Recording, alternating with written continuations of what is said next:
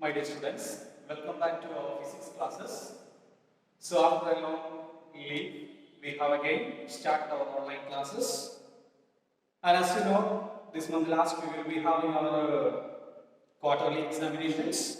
And already I think we have completed chapter 1. Now, today we are going to discuss about chapter 2. Both chapter 1 and 2 will be there for your quarterly examination. So today we are going to discuss about chapter 2, physical quantities and measurement. Physical quantities and measurement. I am sure that you have already studied about physical quantities and measurement. From class 6 onwards we are discussing about that one. The basic measurement we have studied there. Then after that in 7 we have studied a little more. I am sure that in 7 we have discussed also what is density and all. So today we are going to discuss about the definition of the density. Then we are going to measure the densities of solids today. So we will be discussing about how to calculate the densities of solid today. So how we will be objecting? Already many objects are there around us. So we will compare the objects whether it is heavier or lighter. Some objects will be there, it is very heavy. Some objects will be there, it is very light. That means a chalk is a light object, easily I can take this one. But same time, compared with chalk, the duster is little more heavier. I can say that this is lighter, this is heavier. So if I compare with some iron bar, then what will happen? Iron bar will be heavier and this will be very light. I can compare like that. So, the lightness or heaviness of the object defines density. Actually, density means what? Density is related to whether the object is heavier or the object is lighter. The definition of density is defined as its mass per volume. Mass per unit volume. The term density is defined as mass per unit volume, or mathematically we can write like this: density is mass divided by volume. Mass divided by volume. So, as I said, we have already discussed about this physical quantities and measurement in class 6 and 7. There we have studied what is mass, or how we will calculate that one, and what is volume and how we are calculating that one. So mass is the amount of matter contained in a body. Volume is the space occupied, the space required of an object to occupy somewhere is called the volume. And the SI unit of mass we know kilogram, and the volume is meter cube. Volume is meter cube. Volume is that means if you want to find out the volume of a cube, side into side into side. So meter into meter into meter, meter cube. So what will be the SI unit of density? The SI unit of density will be equal to kilogram per meter cube. Kilogram per meter cube. Okay, kilogram per meter cube is the SI unit of density. Now we are going to measure about, or we are going to find out whether how we are going to measure the density of solids. We are going to measure the density of solids. How we are going to measure the density? If you want to take the density, density is the ratio between mass and volume. So, if you want to know about density, surely we should be able to measure mass and volume. Mass and volume. So, if I can say that, if I want to find out the density of a regular shaped object, if it is a regular shaped object, I can find out mass. We can find out using physical values.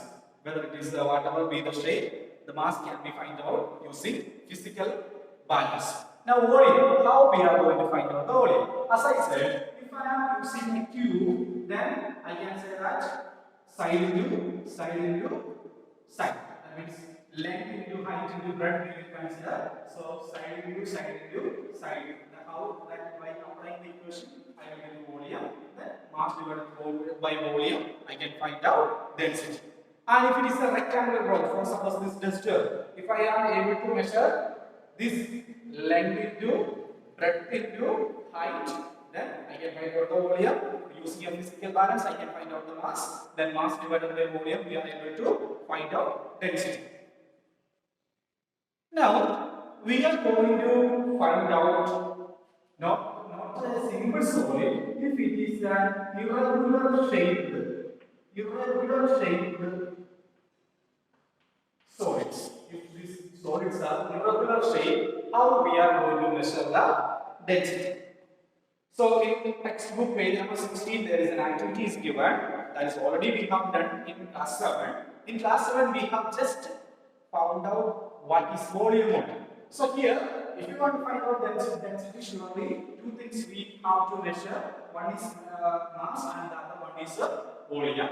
So whatever be the shape, whether it is a regular shaped subject or the irregular shaped object, whatever be, we are able to measure mass given by using physical balance. So using physical balance, we are going to measure mass. Now the point is how we are going to calculate the volume.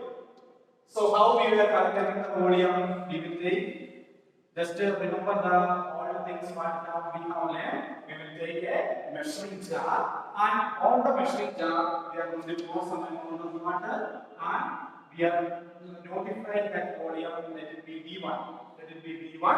Then what is the next step?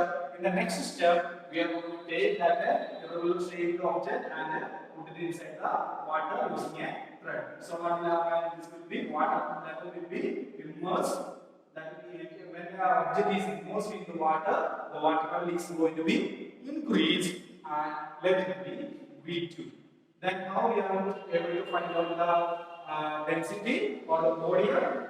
Volume will be equal to V2 minus V1.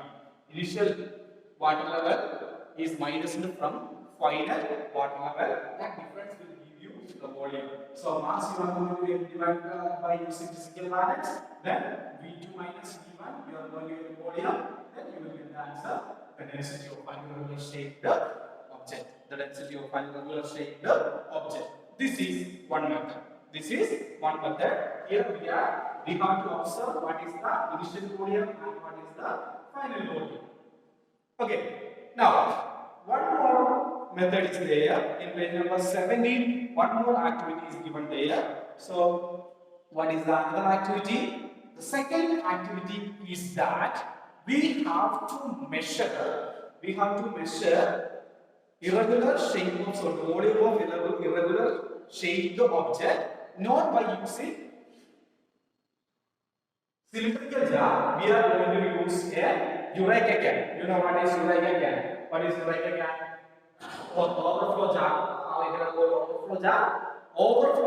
So we are going to take a cylinder such that there will be an overflow pipe will be connected, and what we will do, we are going to fill the water up to the level, just to overflow up to the level we are going to fill with the water. Now, what is the second step? As we have done here, we are going to take an irregular shaped object, and this irregular shaped object is tied with a thread, and this thread is going to be immersed inside the water. So, when this object is fully immersed in the water level is going to be raised. At that time, what will happen? We will keep a beaker here, and in that beaker, we are going to connect the water. That means this is just to overflow. When it is going inside, the level is going to be increased. At that time, what will happen? That water will be overflowed through this overflow jar, and it will be connected in the beaker. And from the beaker, we can measure the volume. How much amount of water collected in the beaker. So that we are going to get the volume. Then mass using physical balance divided by volume, we are going to get density. These are the two methods to find out the density of an irregular shaped solids.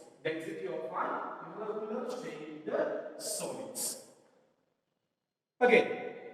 In textbooks, there are some examples are given. You can just go through the physical the examples and you can study a little about the examples. So once again, today we have discussed about the physical quantities and measurement, chapter 2. Then here we are going to discuss about the density. Density is the ratio between mass and volume, or we can define that this mass per unit volume is called density.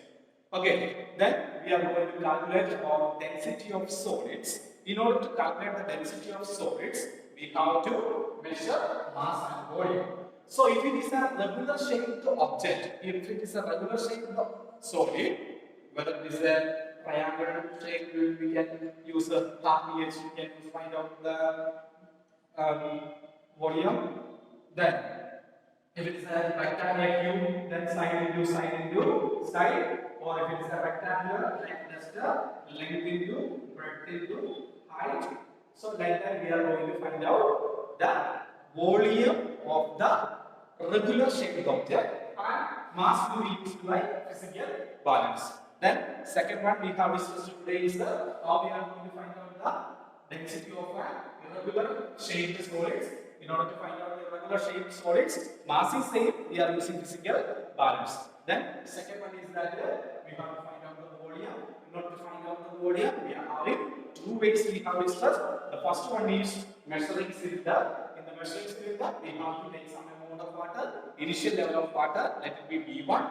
Then we are going to immerse the irregular solid inside the water, and the water level is going to be raised, let it be V2, V2 minus V1, you are going to get the volume of a irregular shaped solid. Then mass divided by V2 by V1, you are going to get density.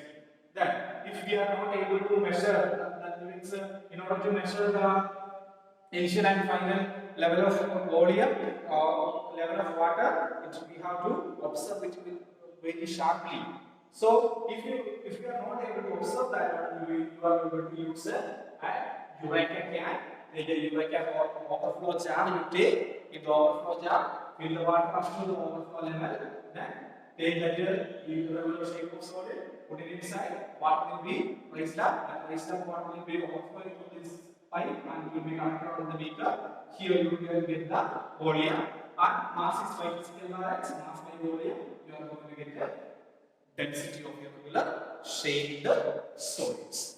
So go through the portions, read it very well, go through the numericals also, and note down the main points on your physics copy. And the next class we will discuss about the second part of this chapter. Thank you.